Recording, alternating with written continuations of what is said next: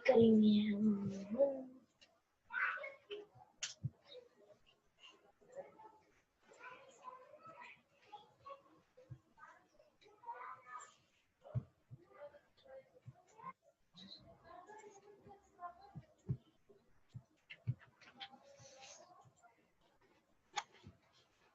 नमस्कार, मैं हूं रमन कुमार। आप देख रहे हैं वतन की आवाज।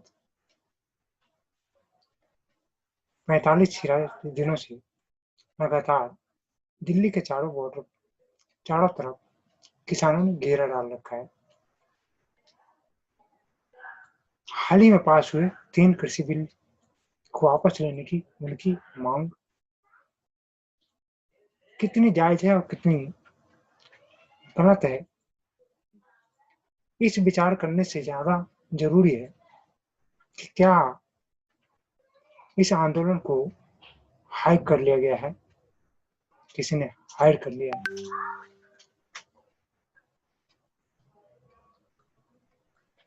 लगातार जो देखने को मिल रहा है उसमें परस्पर विरोधी, कभी हिंदू सिख दंगे कराने की कोशिश की जा रही है, कभी हिंदी पंजाबी में विभेद प्राप्त करने की कोशिश की जा रही है। आखिर कोशिश क्या है, इस पर हम सबको जरूर विचार करना चाहिए। कृषि कानून को लेकर किसानों का आंदोलन शुरू होता है और पंजाब से शुरू होता है। पंजाब में पटरी पर बैठते हैं किसान, रेल रोकते हैं, उसके बाद धीरे धीरे हरियाणा और फिर दिल्ली के सिंधु बॉर्डर, उसके बाद चिल्ला बॉर्डर और अन्य जगहों पर भी किसानों ने धरना दिया। किसानों का धरना उनका लोकप्रिय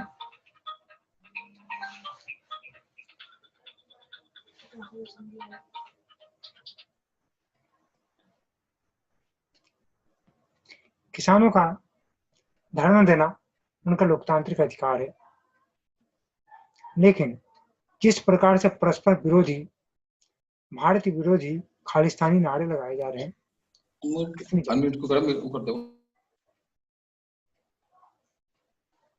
बढ़ते बढ़ते यहाँ तक आ गया है कि अब हिंदुओं को गाली देने के साथ साथ हिंदी पर भी गाली होती जा रही है।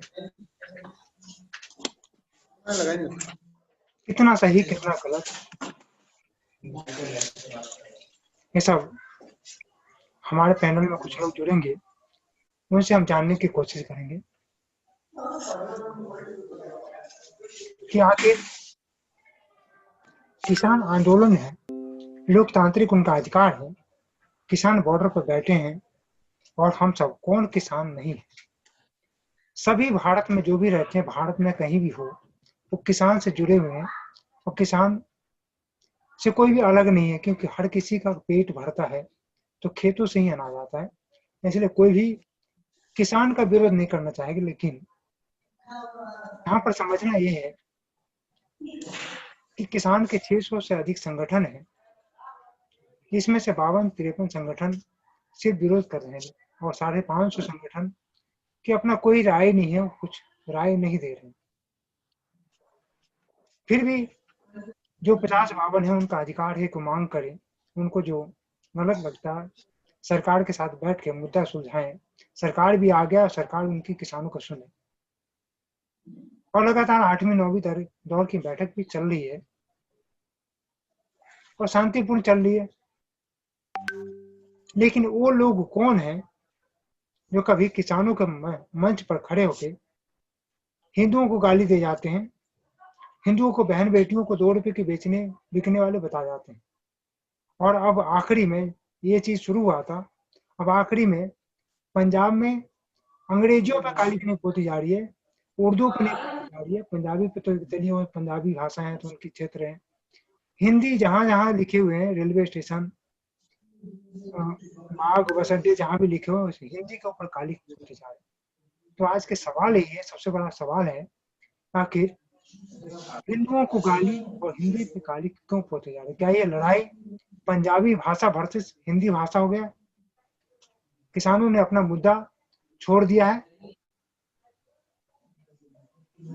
हमारे साथ भारतीय किसान संगठन के परविंदर यादव जी जुड़ चुके हैं फिलहाल, और धीरे धीरे पैनलिस्ट जुड़ेंगे। उनका बहुत बहुत स्वागत है वतन की आवाज में, और उनसे यही जानने की कोशिश करेंगे कि परविंदर यादव जी ये बताइए कि आपको क्या लगता है जिस तरह से ये मोड़ ले रहा है कि योगराज जी जो युवराज सिंह के पिता हैं आते हैं और हिंदुओं को मंच से गाली दे जाते हैं और हिंदू सहन शक्ति सह लेता है उसे, ठीक है कोई बात नहीं, होता है ऐसा। अब अभी जो चल रही है कि जो बैनर लगे हैं, बोर्ड लगे हुए हैं, होर्डिंग लगे हुए हैं, उस पर हिंदी भी लिखी है, पंजाबी भी लिखा हुआ और अंग्रेजी भी लिखा हुआ है, उर्दू भी लिखा हुआ है कहीं कहीं। तो ना उर्दू है, ना पंजाबी है, ना इंग्लिश है, लेकिन हिंदी पे कालिख पोती जा रही है। आपको क्या लगता है ये मैंने आंदोलन किस दिशा में जा रहा है? क्या हिंदी या पंजाबी होने जा रहा है? सर्वप्रथम लोकतंत्र के मीडिया के सभी कर्मियों को नमस्कार। जैसे कि आपने भी बताया कि उर्दू में, पंजाबी में और इंग्लिश में भाषाओं में जो है चीजें काफी सारी लिखे हुए हैं। किसानों की दरअसल जिस तरह से किसान की आज भारतवर्ष में लगभग 75% आबादी किसानों की है, और उस आबादी के तहत आज बहुत बड़ा जन आंदोलन किसानों का 3 बिल के खिलाफ लड़ रहा है। लेकिन एक राजनीति के तहत ये सब कार्य किए जा रहे हैं। जो आपने भी मुझसे पूछा कि हिंदी भाषा को उसमें क्यों नहीं जो है तवज्जो दिया गया, या अभी पिछले दौरान कल की ही बात है, हिंदी दिवस भी था हमारे देश में, जो है विश्व हिंदी दिवस था। तो उस हिसाब से हिंदी में भी कोई इश्तिहार या उस तरह का कुछ होना चाहिए था। अच्छी बात है, आपने बहुत बढ़िया क्वेश्चन मेरे से पूछा। देखिए, डिपेंड करता है कि हम कहाँ के रहने वाले हैं और हमारा जो है मूल वहाँ की भाषा कौन सी है। हालांकि पूरे भारतवर्ष की भाषा मूल जो है हिंदी है। अब से पहले पूर्व में संस्कृत बोली जाती थी। कुछ लोग उर्दू का इस्तेमाल भी करते हैं और कुछ लोग पंजाबी का इस्तेमाल भी करते हैं। लेकिन हम जैसे आउट ऑफ कंट्री में कई जगह जाएंगे जहाँ पर लोगों की ज्यादा जनसंख्या है, तो वहां पर पंजाबी भाषा भी यूज की जाती है, इंग्लिश भाषा भी यूज की जाती है।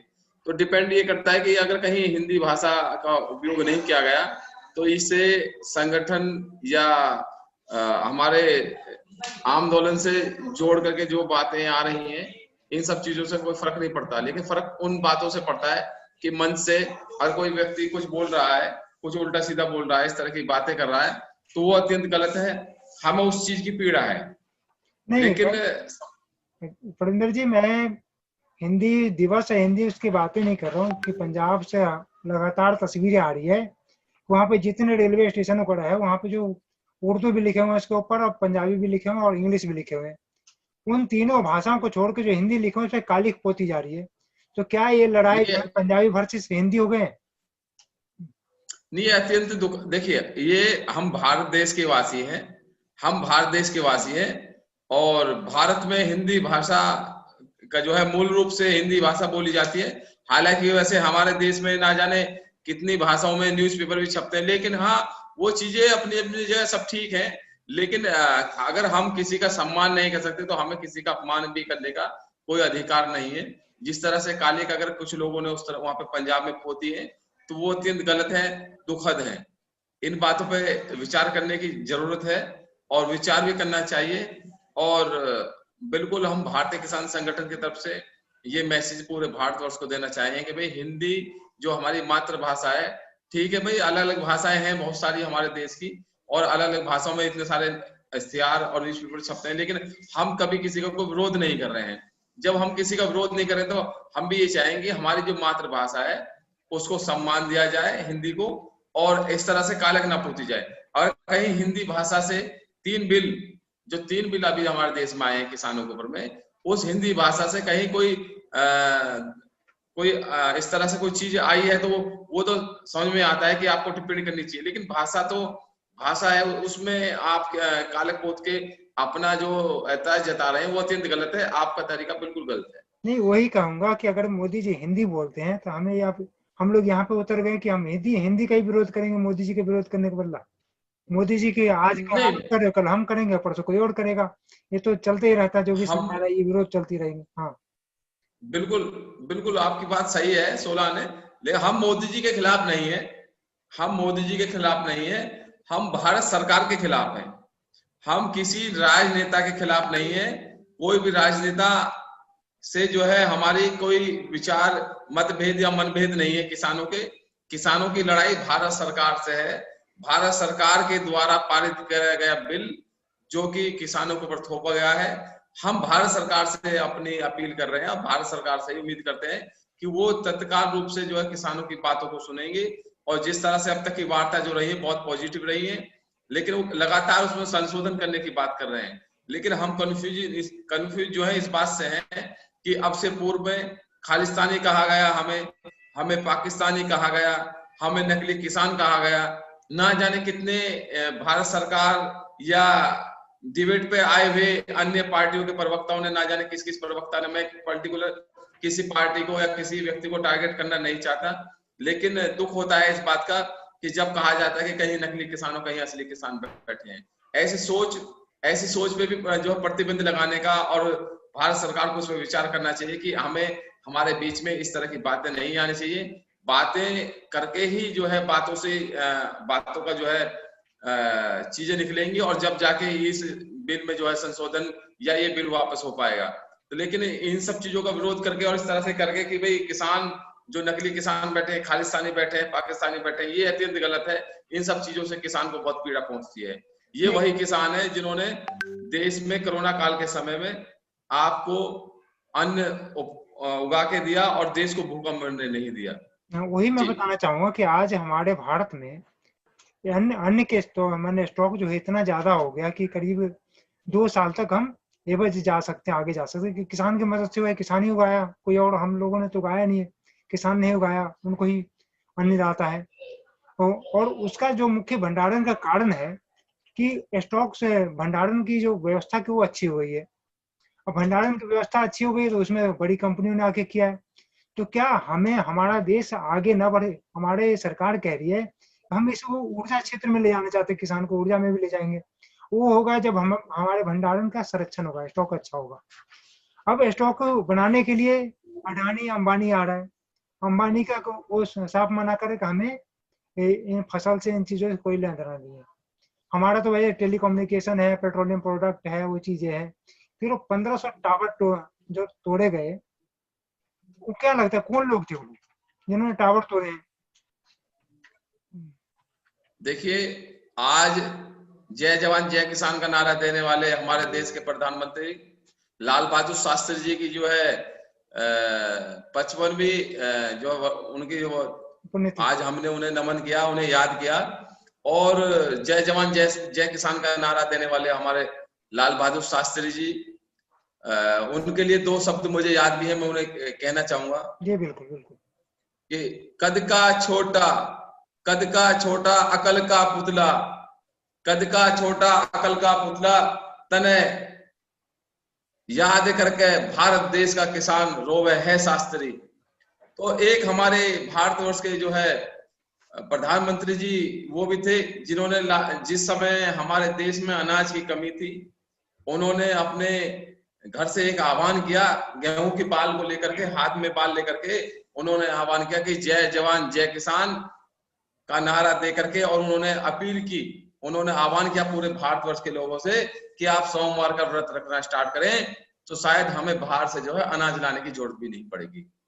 ये वही भारत देश है। और ये इन्हीं भारतीयों ने, जब अनाज नहीं था तो इन्हीं भारतीयों ने एकता अखंडता को दिखाते हुए बताया और अपनी जो है ताकत को बताया।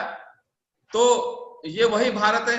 और आज के भारत की अगर हम बात करें तो जो हमारे देश में हो रहा है कि 2 साल तक का भी हमारे पास में राशन है, बहुत अच्छी बात है, बहुत सम्मान की बात है। लेकिन विचार करने वाली बात यह है कि अगर अडानी और अंबानी जी ने ये कहा है कि भाई हम तो जो है हमारा तो टेक्निकल काम है, हमारा तो इन सब चीजों से कोई मतलब नहीं है, कोई लेना देना नहीं है। अरे भाई, अगर जब आपका लेना देना नहीं है तो वो इतने बड़े बड़े टैंक किसने बनाए, वो टैंक किसके हैं? और रही बात टावरों की, तो टावरों का जो नुकसान हुआ है वो जनता ने किया है, और जनता में भीड़ ने किया है। अब भीड़ का कोई रुख नहीं होता, कोई नाम नहीं होता। जी नहीं तो ये बताइए कि हम विरोध के नाम पे इंफ्रास्ट्रक्चर तोड़ेंगे, सड़कें तोड़ेंगे, फिर उस पे चलना क्या? अगर दिल्ली की सड़क तोड़ी जाती है तो उस पे चलना किसको है? गांव घर से किसान के बेटे ही दिल्ली आए हैं, जो कमाने के लिए आए हैं, और वो सब भी साथ हैं। अब दिल्ली घिरी हुई है चारों तरफ से, दिक्कत किसको हो रहा है?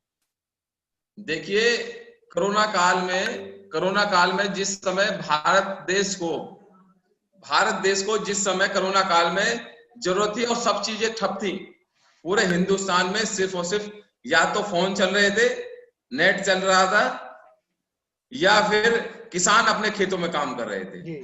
हमें नहीं दिखाई देता कि वो किसान जिन्होंने अपने भारत देश को बचाने के लिए कोरोना काल में जो है हर चीज की उपलब्धता कराई, जिन लोगों ने उपलब्धता कराई और अपने देशवासियों को भूखा नहीं मरने दिया, अपने देश में हर चीज की व्यवस्था को दुरुस्त रखा, हमें नहीं लगता वो किसान भाई इस तरह की हरकत या इस तरह का कोई भी काम कर सकता है। अब हम नहीं जानते वो कौन लोग हैं जिन्होंने टावर तोड़े, जिन्होंने टावरों को नुकसान पहुंचाया, सरकार की जो है टेक्निकल ये जो सब चीजें हैं इनको नुकसान पहुंचाया। हमें दुख है इस बात का, हमें इस बात का बहुत ज्यादा खेद है, दुख है कि इस तरह से ये सब चीजें हुई। और सरकार का नुकसान भी वो भी भारत के किसानों का नुकसान है, भारत की आवाम का नुकसान है, भारत की जनता का नुकसान है, वो कि बिल्कुल गलत है। लेकिन हम इस बात को बिल्कुल नहीं कह सकते कि किसानों ने वो किया है। किसान ऐसा नहीं कर सकता जिसने इतनी विपत्ति के समय में, देखिए 2 बार 3 बार विपत्ति जब देश पे आई, जब लाल बहादुर शास्त्री जी के समय पर विपत्ति आई तो उस समय व्रत रख करके किसानों ने बताया और देश को मजबूत किया और बाहर से हमें अनाज की जरूरत नहीं पड़ी। एक उस समय का किसान था और एक वर्तमान सरकार जो हमारे भारत में आज जो भी सरकार चल रही है, वो उस सरकार को बताते हुए बताया कि ये किसान भी इतना मजबूत है कि कोरोना काल आया जिसमें हमें नीला आसमान देखने के लिए नहीं मिलता था। हमारे बाप दादा, हमारे पूर्व वो ये कहते थे कि भाई किसान जो नीला आसमान हुआ करता था, हम देखते थे तारे, हम चांद देखा करते तो बड़ा साफ सुथरा नजर आता था। क्या आज ये इतना प्रदूषण हो गया है, इतनी समस्याएं आ गई, आज हमें तारे नजर नहीं आते।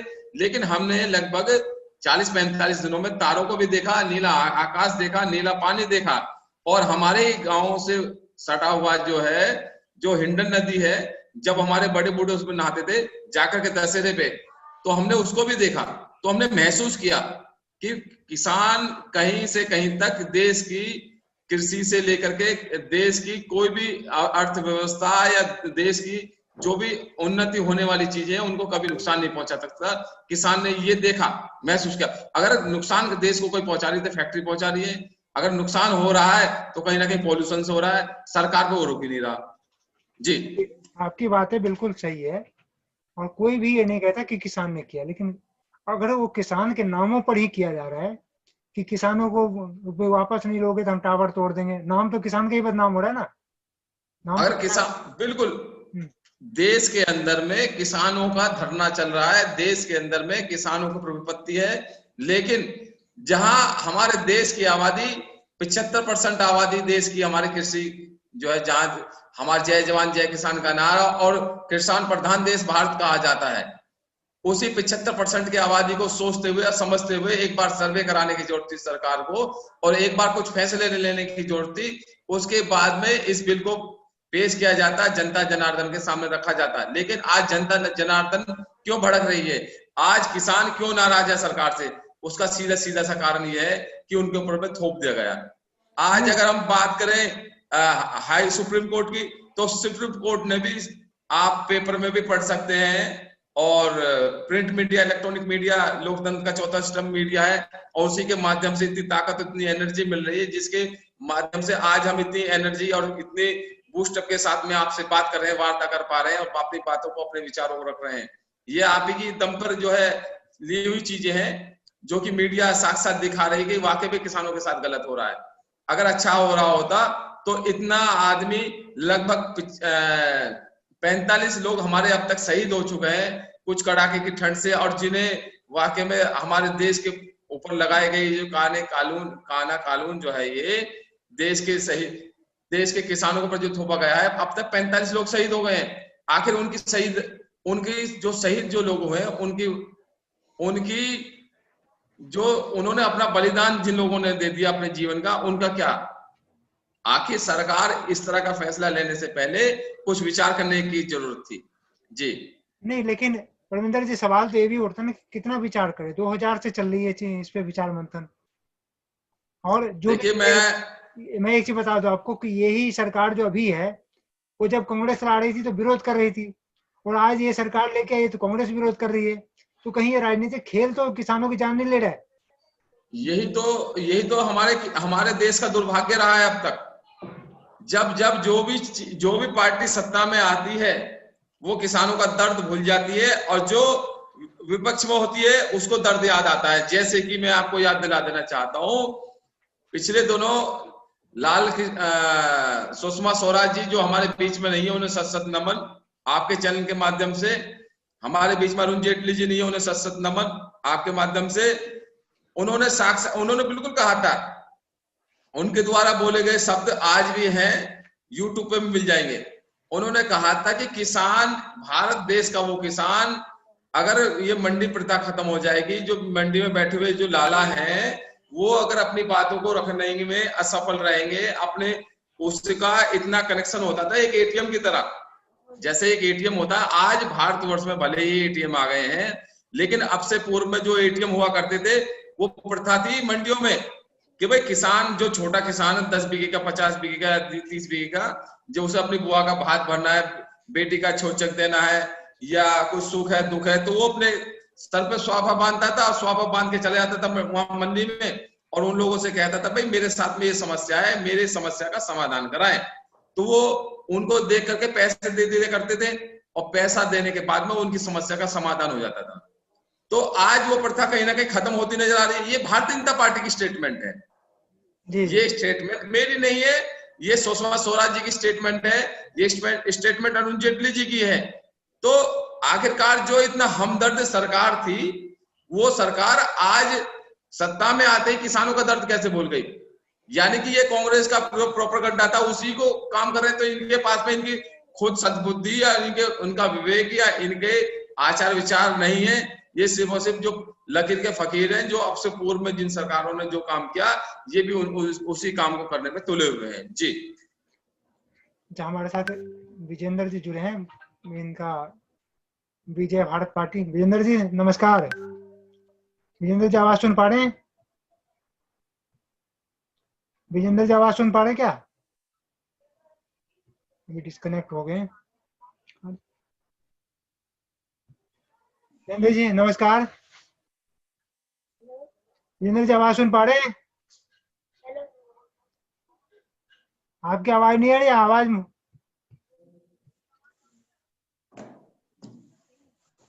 हाँ, आपकी आवाज नहीं आ रही है, बताओ। नहीं आ रही है। नहीं। आप फोन पे रहोगे तो कैसे ना आएगा? इस पे करो ना आप, आपकी आवाज फोन पे आ रही है। हाँ बताइए।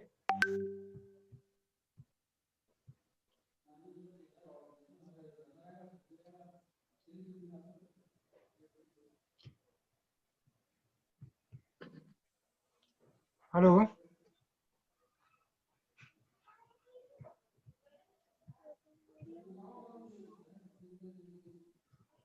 विजेंद्र जी आपकी आवाज नहीं आ रही है, अनम्यूट करो आप अपना।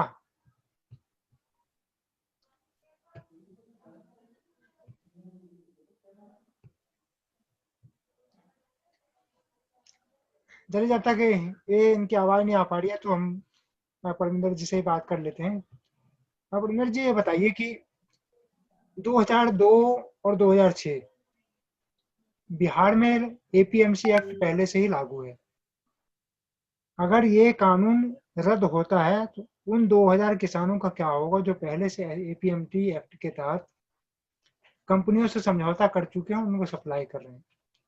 दूसरी बात, रिलायंस कहता है कि रिलायंस ने कहा है कि हमारा कोई लेना देना नहीं है। हम सिर्फ सब्जी अगर हम जाते हैं खेत में, लोग देता है तो हम खरीद के लाते हैं और अपने रिलायंस उसमें बेचते हैं। नहीं देंगे हम नहीं बेचेंगे। तो फिर हमारी इंफ्रास्ट्रक्चर क्यों तोड़ी जा रही है? मैंने और दूसरी तीसरी चीज है कि एक देश की एक हवा सी चल गई कि स्वदेशी कंपनियों का विरोध करने की, चाहे बाबा रामदेव का विरोध करना हो, अडानी का करना हो, अंबानी का करना हो। चौथी बात निकल के आ रही है कि आखिर इस किसानों का भारत में 3 कानून पास होते हैं तो कनाडा के संसद भवन क्यों मिलते हैं? कभी आपने इस बात पे गौर किया है?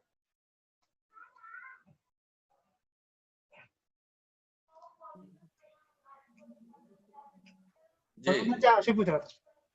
परविंदर जी आपसे पूछ रहा था। देखिए, सबसे पहले तो जो आपने इंफ्रास्ट्रक्चर की बात की, मैंने आपको पहले भी बताया, फिर दोबारा एक बार बता देना चाहता हूं। जो देश का किसान देश की सेवा कर रहा है, किसान के 2 ही बेटे होते हैं, जो कि एक तो खेत में काम करके अपने परिवार को पाल रहा है और दूसरा बेटा सेना में जाकर के भर्ती होता है और देश के जो बॉर्डर है उनकी रक्षा कर रहा है।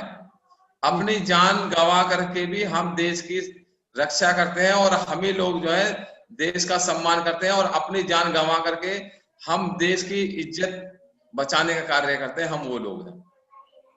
तो जो लोग अपनी जान गंवा करके देश को बचाने का काम कर रहे हैं, क्या आपको लगता है कि वो देश का इंफ्रास्ट्रक्चर खराब करेंगे?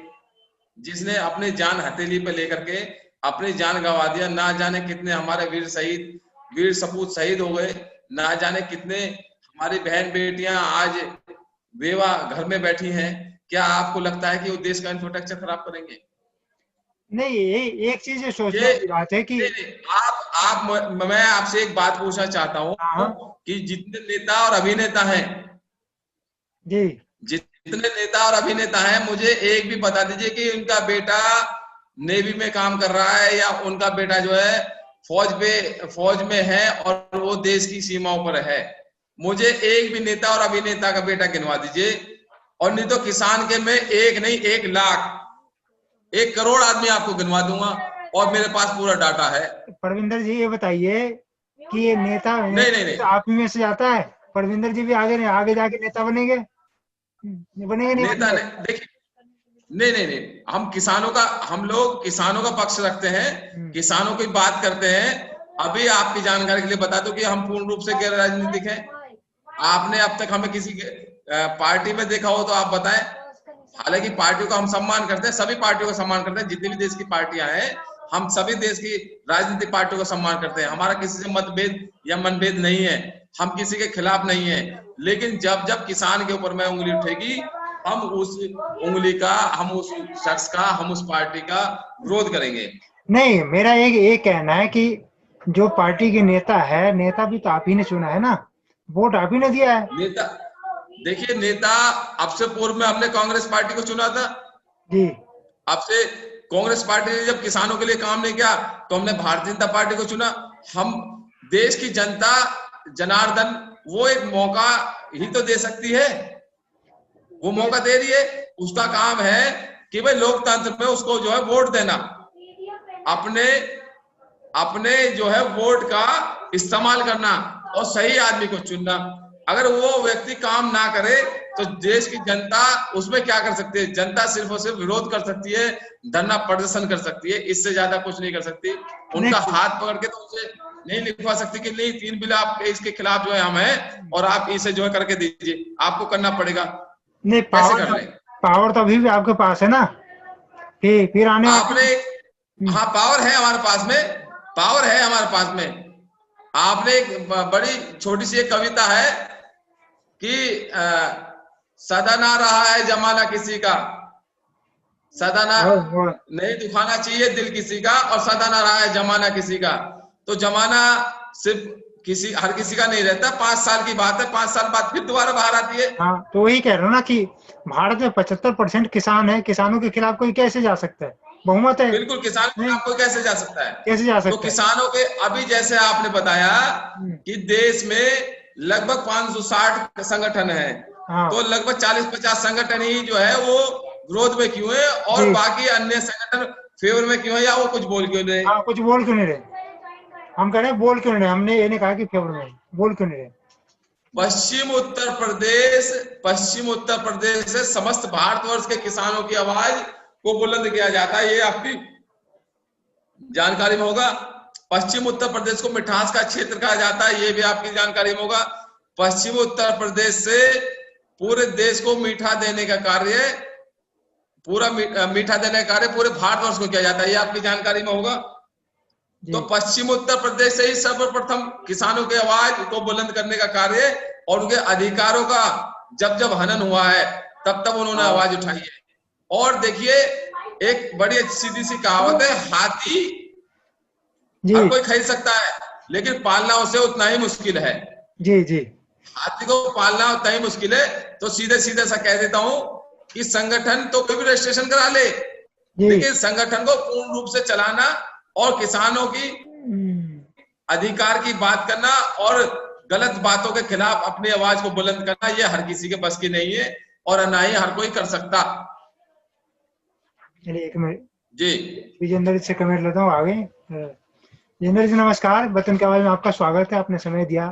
ये बहुत तो आप आवाज सुन पा रहे हैं हमारी? हाँ सुन रहे हैं। हाँ, तो आज का विषय है कि हिंदुओं को गाली और हिंदी पर काली, ये आज का विषय है। कि शुरू में आते हैं, ये कोई किसान नहीं कर सकता, कोई भी व्यक्ति कायम में किसान कर ही नहीं सकता, कोई भी कह सकता है बातों। वो लोग कौन है जो आते हैं शुरू में किसान के मंच पे जाते हैं और हिंदुओं को 2-2 रुपए की बिकने वाली, उनकी बहन बेटियों को 2-2 रुपए की बिकने वाली कह देते हैं। वो युवराज सिंह के पिताजी है, युवराज जी, ठीक है। उसके बाद पंजाब से लगातार एक फोटो वीडियो आ रहा है, लोग शूट करके पंजाब से भेज रहे हैं, तो वहाँ पे इंग्लिश भी लिखी हुई है, पंजाबी भी लिखी हुई है, उर्दू भी लिखी हुई है और हिंदी भी लिखा हुआ है। तीनों को छोड़ के हिंदी पर कालिख पोते जा रहे हैं। तो मेरा यही सवाल है कि हिंदुओं को पहले गाली दी गई, अब हिंदी पे कालिख पोती जा रही है, तो क्या हिंदी वर्सेस पंजाबी हो गया है? देखो ऐसा है ना, ये सारी चीजें जो है ना, ये आम हिंदू के काम कोई नहीं है। इसमें सब बाहर के, या तो कोई बाहर का संगठन शामिल है। अगर इस तरीके से, अगर ये हमारी है तो मातृभाषा हिंदी, अगर हमारी मातृभाषा के साथ इस तरह का व्यवहार किया जाता है तो ये तो हमारे हिंदुओं के लिए शर्म की बात है। और हमारे हिंदुओं को जागृत होना चाहिए, देखना चाहिए कि इस तरीके के जो काम कर रहे हैं इनको आगे आगना चाहिए हिंदुओं को, और देखना चाहिए कि कौन है ये वही किसान है या कोई बाहर के आदमी है या किसी आतंकवादी संगठन से मिले हुए हैं या किसी खालिस्तानी संगठन के आदमी है।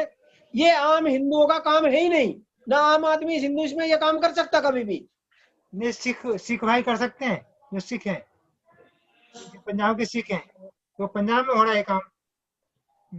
नहीं, ये तो पंजाब की आड़ में ये सारे काम जितने भी संगठन आतंकवादी संगठन टाइप में चले हुए हैं ना, चाहे वो कोई भी संगठन है, ये सारे उन्हीं के काम है, सारे के सारे। हिंदू या किसान कोई भी इस तरह का कोई काम कर ही नहीं सकता। तो अब ये सवाल आता है कि हमारी सहनशीलता कब तक? कोई हमें हमारी बहन बेटियों को गाली दे जाए, हम सब बैठ के सुन लेंगे, हमारे मुंह पे कोई कालिख पोत ले और हम देखते रह जाएंगे, कब तक? मेरा तो वहां पे जो बैठे हुए हिंदू बैठे हुए नेता है ना, उनको शर्म आनी चाहिए। ये चीजें उनको सोचनी चाहिए कि उन्हीं के सामने इतना सारा काम हो रहा है, उनकी सपोर्ट में खड़े हैं। उनको ये दिखाई देना चाहिए कि और हमारे सामने गाली दे रहे हैं हिंदुओं को, और हिंदुओं की बहन बेटियों के बारे में गलत लिखा जा रहा, हमारी मातृभाषा के बारे में गलत लिखा जा रहा, उनको तो उनके सामने खड़ा होना चाहिए वहां पे। और खड़ा होने के साथ साथ ये किसान नेता जितने भी हैं, इनको अलग हो जाना चाहिए उनसे, और ये बोलना चाहिए कि हमारे जो किसानों की समस्या हम उनको लेके चलेंगे। और ये जितने भी राजनीतिक, इनको कैसे पता चलेगा? इनको कैसे पता चलेगा कि इनके भीड़ में कौन कौन आया है? समर्थन तो हर किसी को चाहिए ना, नेता को समर्थन चाहिए तो, और किसान को भी समर्थन चाहिए। इनको कैसे बीच में से पता चलेगा कि कौन कौन इनके बीच में, और क्या क्या है, उनका बैकग्राउंड क्या है, कैसे पता चलेगा इनको? ये तो अपनी राजनीति के लिए ये सोच रहे कि हमारे साथ जो है ना 10 किसान ओरिजिनल है, 90 किसान डुप्लीकेट है, जो किसान है ही नहीं है, जिसकी आड़ में ये सारा काम चल रहा है। ये जितने भी किसान नेता ये सोच रहे हैं कि ये हमारे साथ हैं, उनको ये नहीं जानकारी है, या हो सके जानकारी भी हो और वो उसको छुपा रहे हो, क्योंकि हमारी जिससे भीड़ बढ़े, भीड़ से जो है ना हमारी जो है ना संगठन मजबूत हो।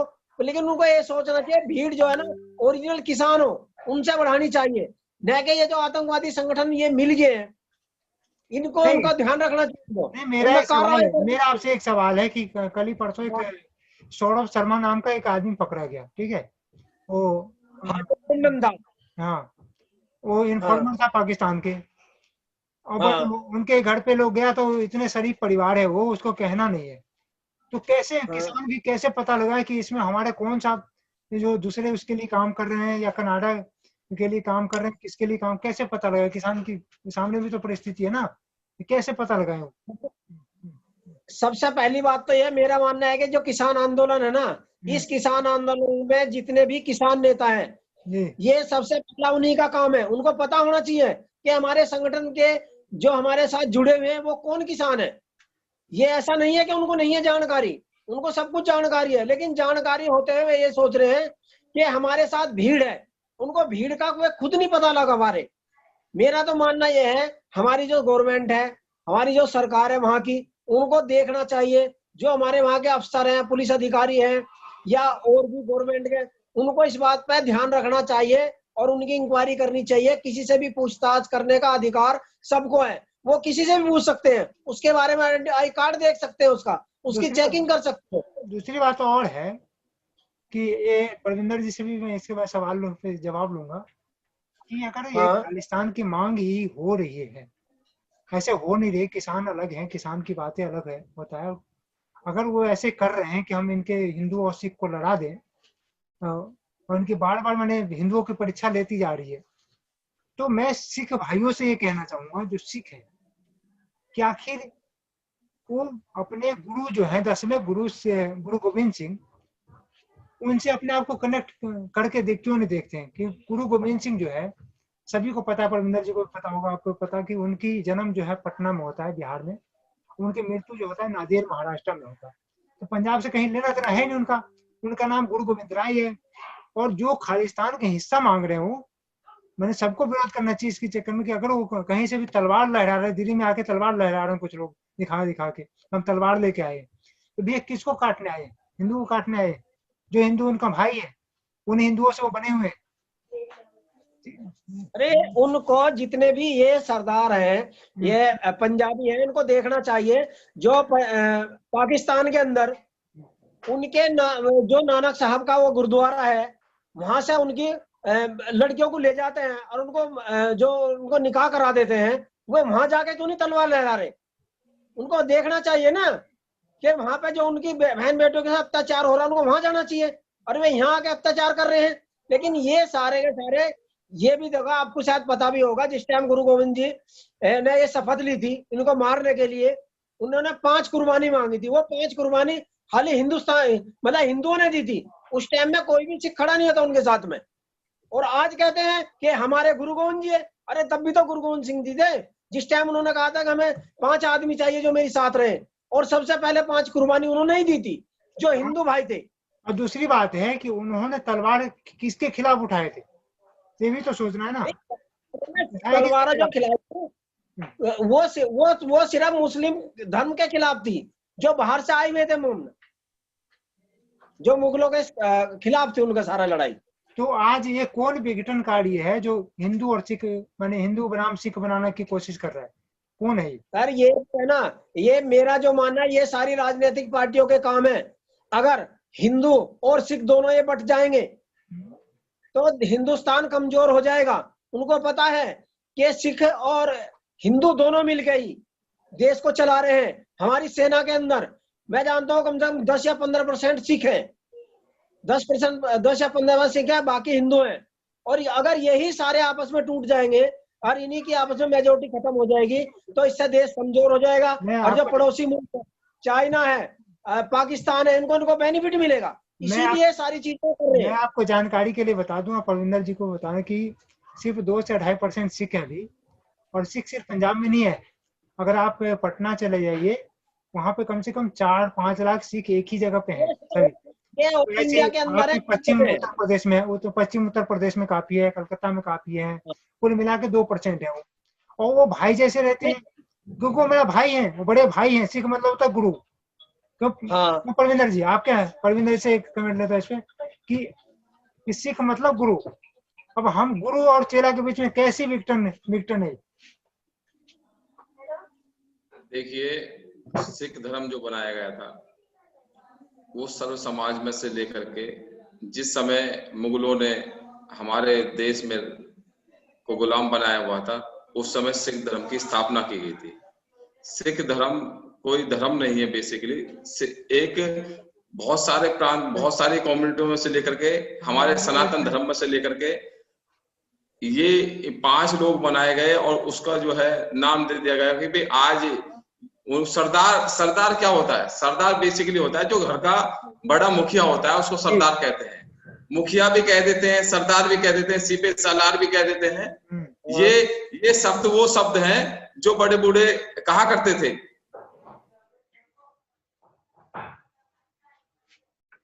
कि भाई तू तो मेरा शेर है, तू तो मेरा लाल है। तो ये शब्द वो शब्द हैं जिन शब्दों को बड़े बूढ़े अपने पुत्र को, अपने बच्चों को प्यार से बोलते थे। आज भी बोला जाता है गांव में। तो सरदार सिख कोई धर्म नहीं है बेसिकली।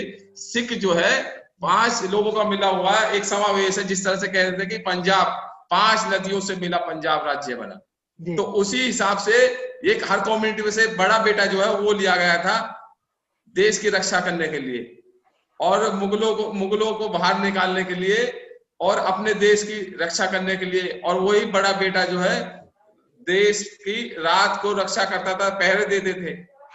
आज धीरे धीरे सिख धर्म ने अपने आप को देश से अलग करके एक अपनी नई कम्युनिटी तैयार कर ली। ठीक है, आपने कम्युनिटी तैयार करी और आप जो है सेवा भाव में बढ़ चढ़ के हिस्सा लेते हैं। आपकी 2.5% की 2% की आबादी है, लेकिन उन्होंने ये चीज दिखाई कि आज किसानों के ऊपर में अगर विपत्ति है तो हम उनके साथ खड़े हैं। नहीं, वो तो उन्होंने अपनी एकता और ताकत दिखाई। और जिस तरह से एक बड़ी सीधी सी चीज है कि जब तक समोसे में आलू रहेगा, जहां जहां आलू हर चीज में बना के खा लिया जाता है, उस तरह से भारत देश में हर प्रांत में, हर जिले में तो नहीं कह सकता, हर प्रदेश में लगभग बहुत बड़ी आबादी में सिख धर्म के लोग रहते हैं। सिख धर्म के, और धर्म कोई भी हो, हम उनका सम्मान करते हैं। लेकिन विषय ये है कि हिंदी भाषा के ऊपर में जो लोग गाली दे रहे हैं वो लोग कौन है? कालिक पोत रहे हैं परविंदर जी, कालिक जी। जो लोग कालिक पोत रहे हैं, देखिए जब चुनाव हो, बड़ी रैली हो, तो कोई भी बड़ा नेता जब कहीं संबोधन करने के लिए जाता है तो 4-5 दिन पहले वहां की जो है जीरो ग्राउंड से रिपोर्ट ली जाती है पूरी तरह से। और जीरो ग्राउंड से रिपोर्ट लेकर के तब जाके वहां पे बड़े नेता की एंट्री होती है कि हाँ जी सब कुछ सेफ है, सब कुछ ठीक है, अब आप जा सकते हैं, वहां भाषण दे सकते हैं। जब नेताओं के लिए ऐसी व्यवस्था हो सकती है तो हमारे देश की इंटेलिजेंस ब्यूरो क्या कर रही है, मैं ये पूछना चाहता हूं। बिल्कुल हमारे देश की, एक मिनट, हमारे देश की जो LIU है, हमारे देश का जो LIU डिपार्टमेंट है, जो इंटेलिजेंस ब्यूरो है, आखिर वो क्या काम कर रहा है? आखिर वो कहाँ है? वो अपना काम क्यों नहीं कर रहे? और ये तीन बिल जो हमारे ऊपर में थोपे गए हैं, आखिर इनकी सरकार को क्या जोरदान पड़ी? अगर किसान ने अब से पूर्व में भी, कोरोना काल में भी दिखाया था ताकत को अपनी, और लाल बहादुर शास्त्री जी के टाइम पे भी दिखाया था, आज फिर दिखा रहे हैं। किसान एक है, किसान को ये बांटने की कोशिश की जा रही है और ये सारा का सारा षड्यंत्र ये राजनीतिक पार्टियों के द्वारा कराया जा रहा है।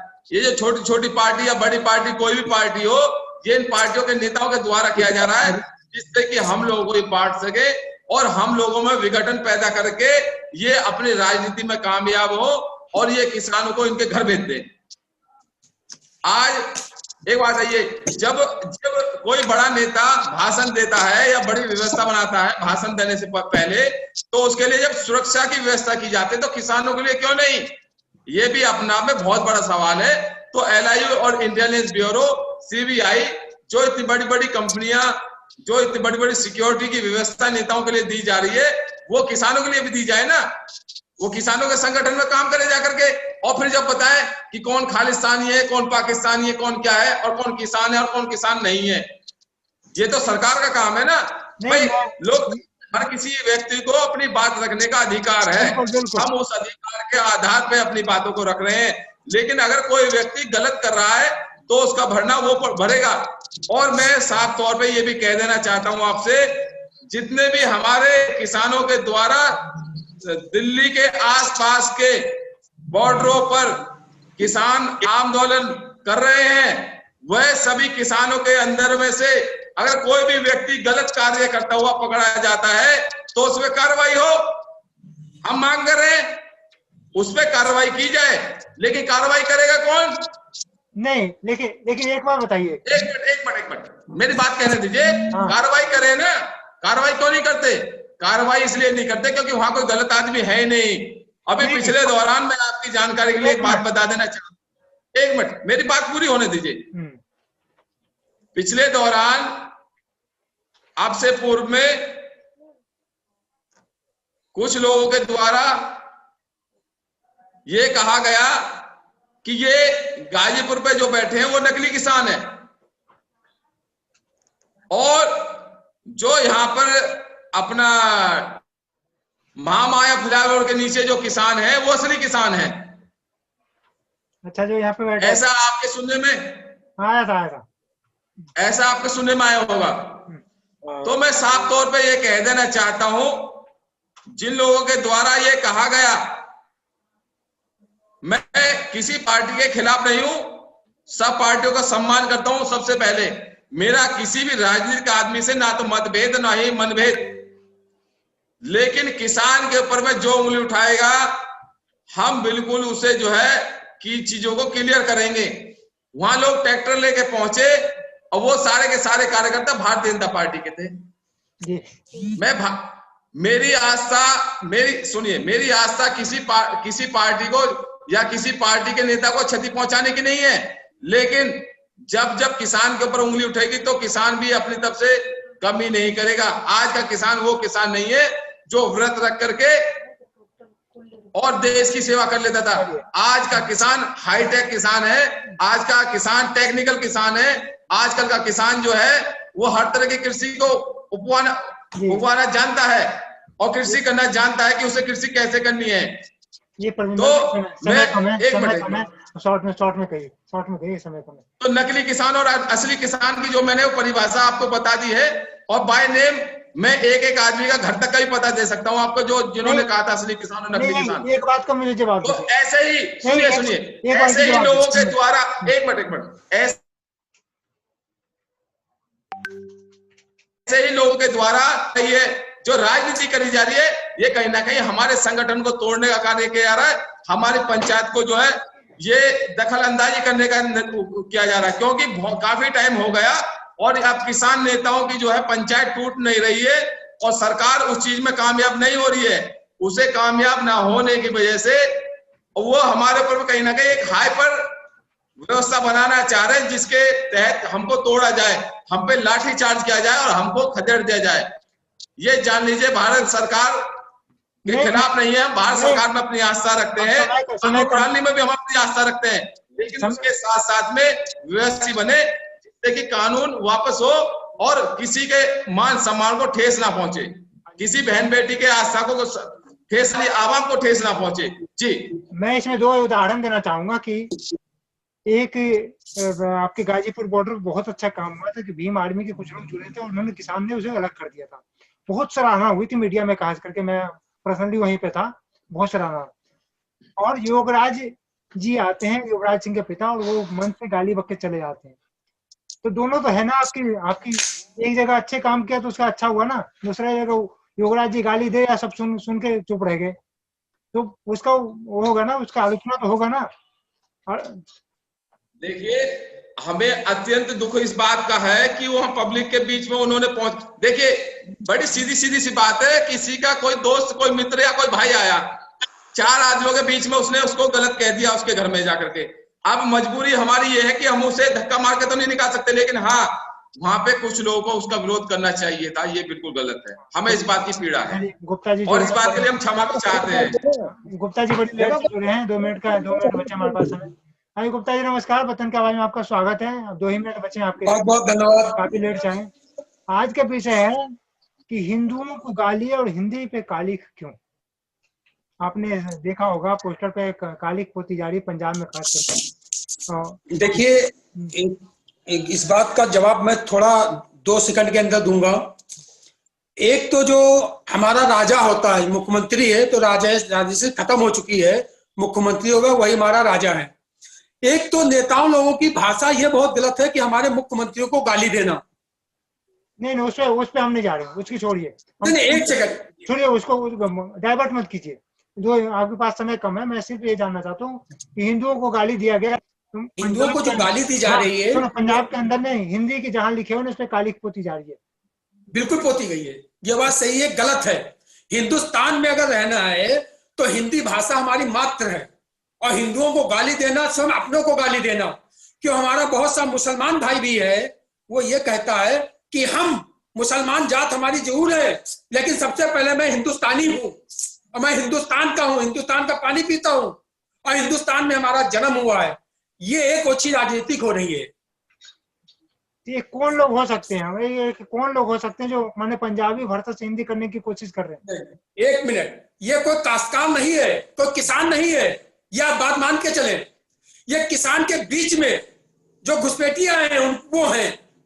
क्यों, काश्तकार वो है, एक सेकंड, काश्तकार वो है, उसका बेटा पुलिस वाला भी है, इंस्पेक्टर भी है और बॉर्डर पर भी है।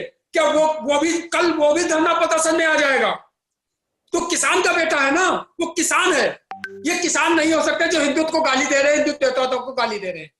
बस मेरा इससे ज्यादा और कुछ नहीं कहना है। आज सुप्रीम कोर्ट ने क्या कहा? आज सुप्रीम कोर्ट ने क्या कहा? वो तो आपको पता होगा ना, आप बताओ, मैं बताऊंगा तो फिर। नहीं भाई, मैं तो आज टीवी देखा नहीं हूँ। सुप्रीम कोर्ट ने कहा है अगर भारत सरकार नहीं है तो उसमें निर्णय हम देंगे। लेकिन और काश्तकार धूप में बरसात में क्यों बैठा है? सरकार अपना काम क्यों नहीं कर रही है?